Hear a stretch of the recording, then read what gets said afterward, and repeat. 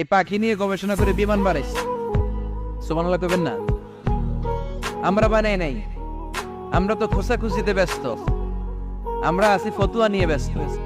আমরা ফতুয়া নিয়ে রইলাম আর ওরা সব আবিষ্কার করে ফেললো।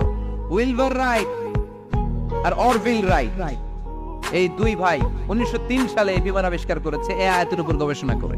আওয়ালাম ইয়ারাউ ইলাত তাইর, ওরা কি পাখি নিয়ে ভাবে না? আমাদের তো ভাবার সময় নেই, আমরা আছি মদ নিয়ে আর নারী নিয়ে আর জুয়াবাজি নিয়ে। চিল্লায় বলেন ঠিক কিনা? এমন অনেক মন্ত্রীদের হোটেল আছে যেখানে পতিতালয়ের আড্ডাখানা। চিল্লায় বলো ঠিক কিনা? মুসলমানরা মদ আর নারী নিয়ে ব্যস্ত, আর ইহুদি খ্রিস্টানরা আমাদের সব ঐতিহ্যকে ধারণ করেছে।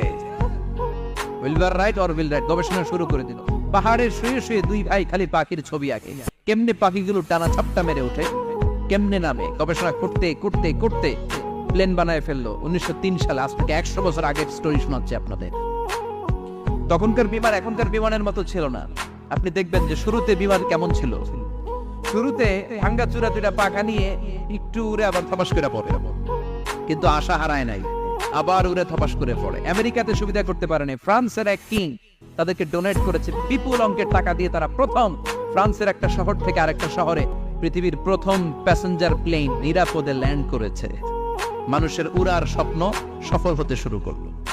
এখন বিভিন্ন ধরনের বিমান একটার পর একটা শুরু হয়েছে। এই পৃথিবীর সবচাইতে দ্রুতগামী যে বিমানটা আগে ছিল নাম ছিল কনকর্ড যাত্রীবাহী বিমান। এটার পরে এখন একটা বাইরে হচ্ছে বোম সুপারসনিক। কি নাম? Bomb supersonic. এত স্পিডে চলে, এই মাত্র দেখতেন এদিকে, এরপর দেখবেন নাই ওই দিকে। সুবহানাল্লাহ পড়েন।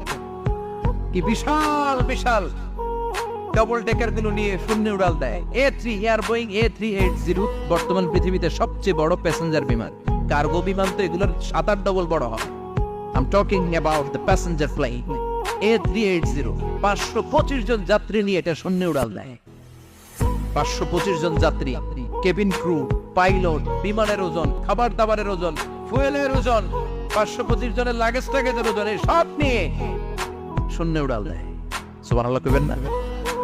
এই বিমান আবিষ্কারের আগ পর্যন্ত গোটা বিশ্বব্যাপী সব দেশে দেশে ছিল সেনাবাহিনী আর নৌবাহিনী।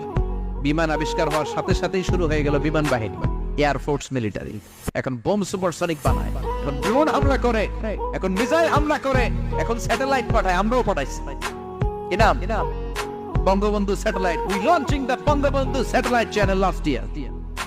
আমরা বঙ্গবন্ধু স্যাটেলাইটও পাঠাইছি উপরে। সবকিছু পাখির উপর গবেষণা করে হয়েছে। চিৎকার করে বলেন ঠিক কিনা?